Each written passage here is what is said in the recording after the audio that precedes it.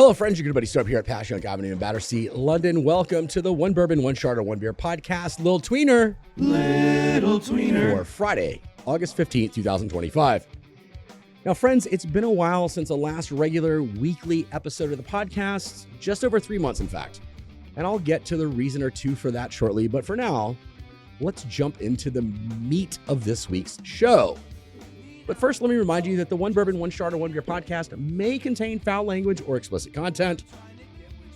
Listener and viewer discretion is advised. If you're at work, put on your headphones. If you have a child in the car, listen to this shit later. And if you're any of our mothers, remind your friends over coffee that you raised all of us way fucking better. With that, friends, let me remind you that I am now producing video proof of life for the weekly podcast episode as well. You can find that on the Cork NB YouTube page under the playlist, One Bourbon, One Chard, One Beer podcast. Funny how that works. Now, let's get to today's episode, shall we? And we're going to go ahead and start with music. So, after a solo week in Paris, which I'll chat about in a bit, I returned home to London to attend one of the Oasis 25 reunion shows at Wembley Stadium on August 2nd. So let me start with the main opening act. It was Richard Ashcroft, and if you don't know the name, you'll know the band that he fronted, well, a couple of times, The Verve. Now, from his opening song, the atmosphere was buzzing with the entire crowd singing along word for word with all of his tracks. Yeah, The Verve was pretty big here in the UK. Now, my one disappointment is the chat up he made before playing his last song when he said, and I quote, "Will not make you wait much longer to see the greatest rock and roll band of all time. But first, I'll leave you with the greatest rock and roll song ever written," before playing his biggest hit, Bittersweet Symphony. Now, that's a banger of fucking tune, to be sure, right? But the greatest rock song ever? Not quite. And even if it was the greatest rock and roll song ever written, who announces that about a song they wrote themselves? Paul McCartney wouldn't. Jimmy Page or Robert Plant wouldn't. David Gilmour or Roger Waters wouldn't. Prince wouldn't. Freddie Mercury wouldn't. Glenn Frey or Don Henley might, but still probably not.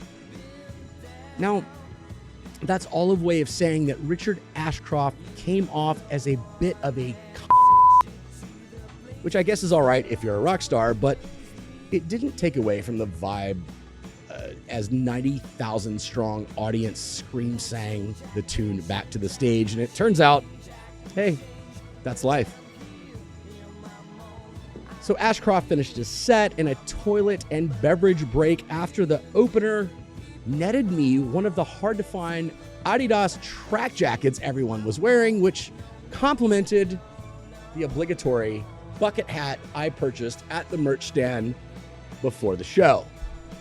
Now, friends, Oasis took the stage on time, but more importantly, together, and just actually came out and started the show. And they started with, ironically enough, Hello. Now, some might say this show was a bit unnecessary. And I know that the so-called kings of Britpop is bandied about literally when referring to Oasis. And I know that the band had more limited success and effect in North America than they had here in the UK. But I, along with all of my English mates, or most of them at least, have been waiting for the eventual reconciliation between the brothers Gallagher for a long fucking time. And for those of us who never had the opportunity to see the band live before, this was truly a cathartic experience.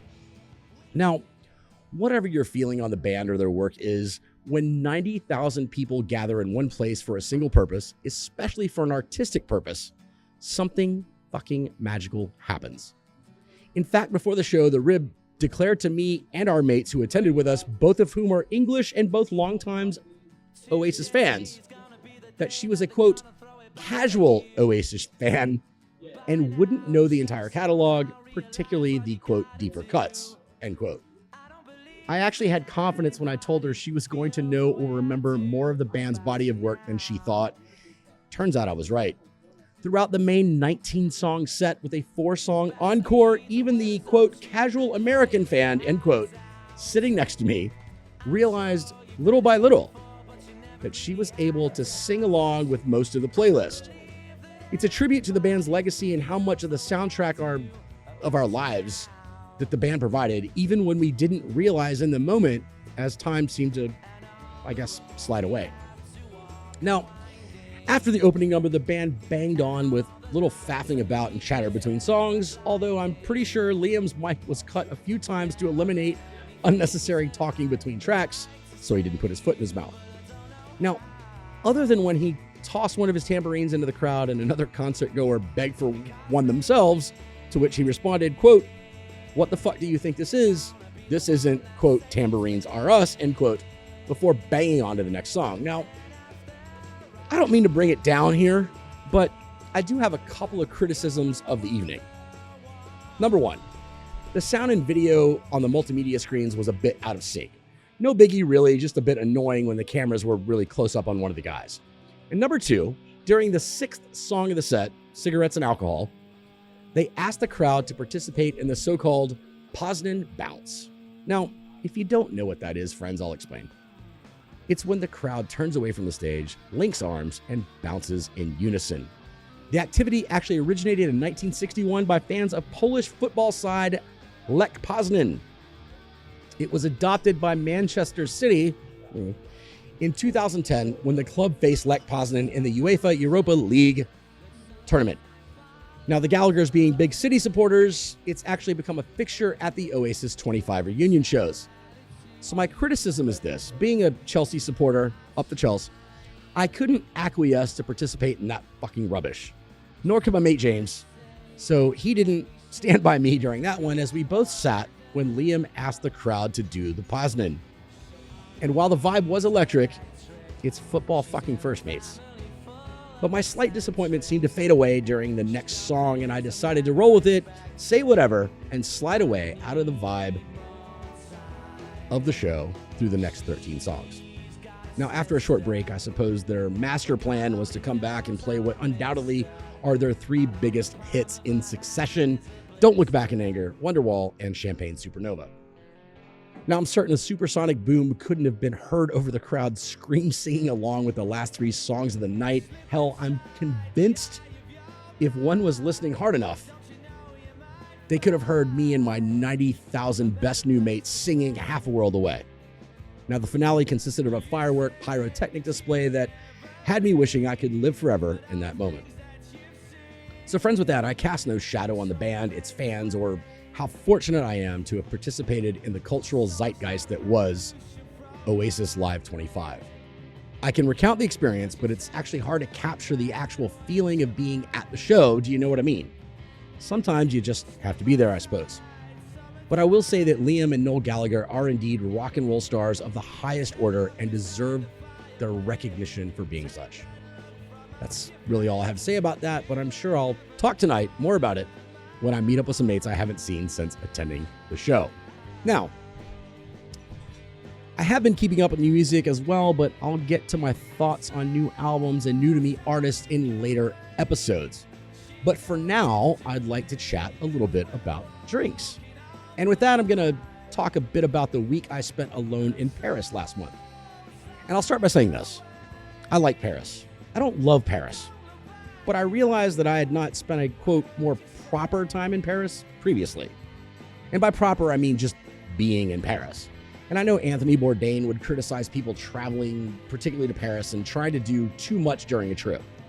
And I do also appreciate his sentiment in that regard, but also realize that many people have the opportunity to travel to such bucket list places only once in a lifetime and want to experience the landmarks that said place is known for. In the case of Paris, I'd guess it was the Eiffel Tower, which is the most visited landmark in the world, the Louvre, which is the most visited museum in the world, and of course, Notre Dame Cathedral, which is the 2nd most visited church in the world. And hell, if you hit those 3 landmarks during a trip, walked down the road with a baguette, and hadn't been wearing a souvenir shop beret, you've ticked off the postcard shit for Paris. Now, I will say that this particular visit, I had the intention of visiting Notre Dame, which I had not done on previous trips, at least inside, because it was shut after the fire. And I did that, and it was very cool, and it felt a bit overcrowded to enjoy and explore more in depth, but I'm actually glad I finally visited the cathedral. But when I exited the cathedral, I crossed the road and headed for a drink because, well, let's be honest, that's what I do after all. And when I visit somewhere these days, I check to see if any of the current establishments on the world's best bar list are located within a reasonable journey of where I'm staying. And it turns out, friends, there are currently 6 bars in Paris that are on or have been on in the last 3 years, the world's best bars list. So my first stop after the cathedral was the Cambridge Public House, currently number 19 on the list. Now, the place is set up to be a hybrid of like a proper cocktail bar and a British pub. And I think the team behind Cambridge Public House actually hit the mark here, particularly in a modern space in a major world city. Now, I tried 4 of the drinks off the then current menu, which changes weekly. Yeah, 4 on my first stop. Now, the drinks were actually bright and fresh and actually perfect for the summer season. Standout favorite, the cigarette after sex, which is a constant on the menu that changes weekly, with hibiscus tea, sloe gin, and mezcal, was actually indulgently earthy yet bright and lighter than the ingredients might suggest. The bar itself was lively and lived up to the goal of having a neighborhood feel with an elevated cocktail menu. The staff themselves provided a warm welcome, prompt service, and really deep knowledge of not only the drinks on their menu, but of the cocktail arts in general. I really enjoyed my visit there, and I can't recommend this place enough if you're visiting Paris. I know I'll go back again. Now, after my 4 drinks there, and 2 of them were small drinks, by the way, like tasters, I took a short break outside to send a few messages and return some calls before making a 10-minute walk to my next stop, Bar Nouveau, which is currently number 39 on the world's best bars list. Now,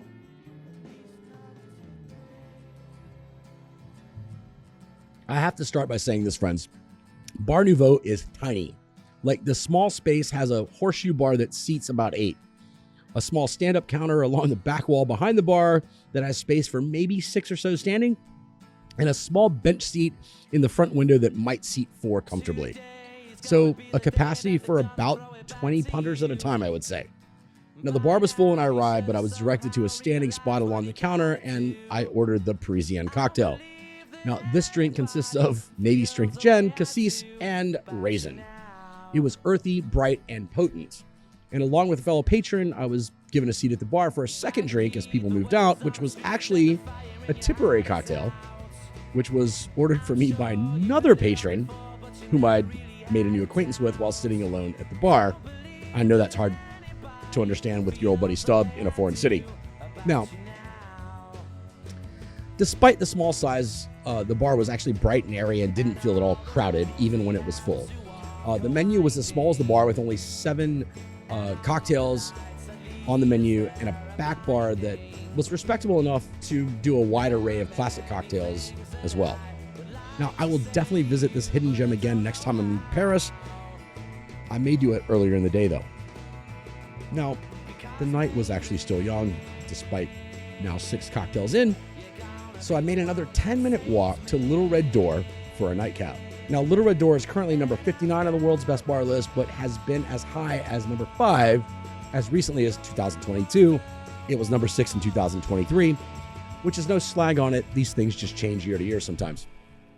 Now, I'd actually intended to visit Little Red Door my last trip to Paris, but fell ill, had to stay indoors, and missed my booking that trip.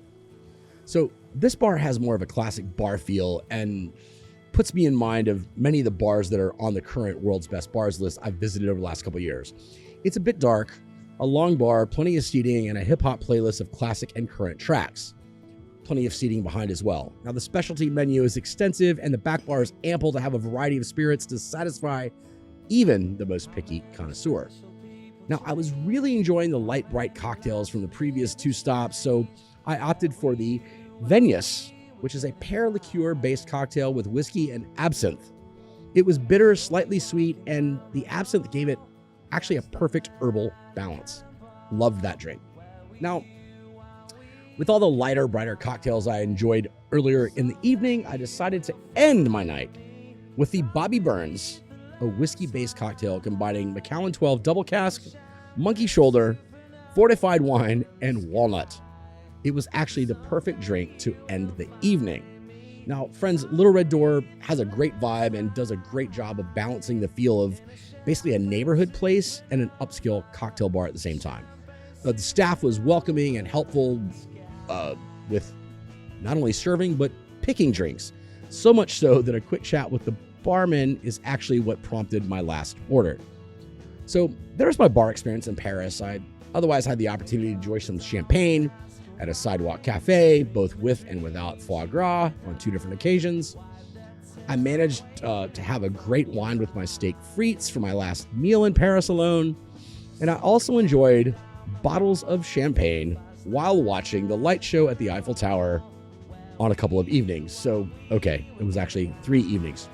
So, overall, I really enjoyed a solo trip to Paris with no specific schedule, and choosing to walk everywhere rather than to and from the train station with my gear arriving and leaving gave me a bit of a different perspective on the city, had me stopping at places I wouldn't have otherwise, and netted me about 30-ish plus walking miles for the week. So that was actually a pretty good experience. That said, I'm still not convinced that I honestly could don the ubiquitous I Heart Paris t-shirt, but maybe an I really like Paris one? I mean, we'll see if the next visit goes and see if I can do the I like Paris t-shirt before we move on to under the shirt, over the bra action. So, with that, friends, the weekly One Bourbon, One Chard, or One Beer podcast is back. Well, sort of.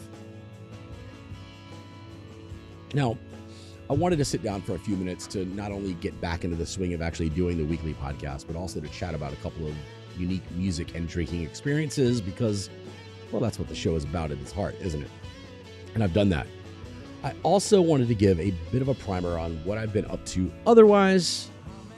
And the biggest thing I've been up to is working with my mates here at Passyunk Avenue.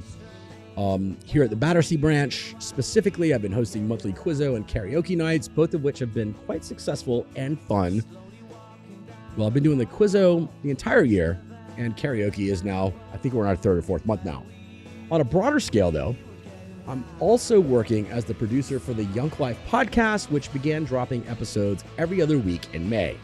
Now, the show features longtime Passyunk staff, Gaz and Jesse, who are also best friends, and I'm peppered in on occasion, usually as the producer behind the camera, and sometimes mixing in front of the camera.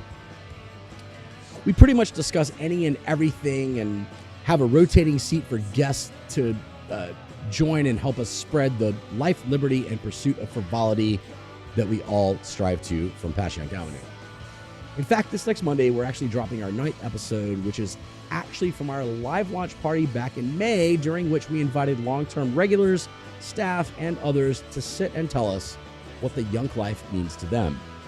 So give that a listen, friends, on your favorite podcasting platform, or even better, become a peeper by subscribing to the Young Life YouTube channel. Friends, I promise you the visual is worth the effort.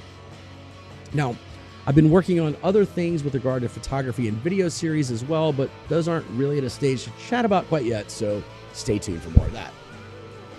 Now, as far as the One Bourbon, One Chard, One Beer podcast, I've set aside our daily Today in Music History videos to focus more on the weekly podcast drops.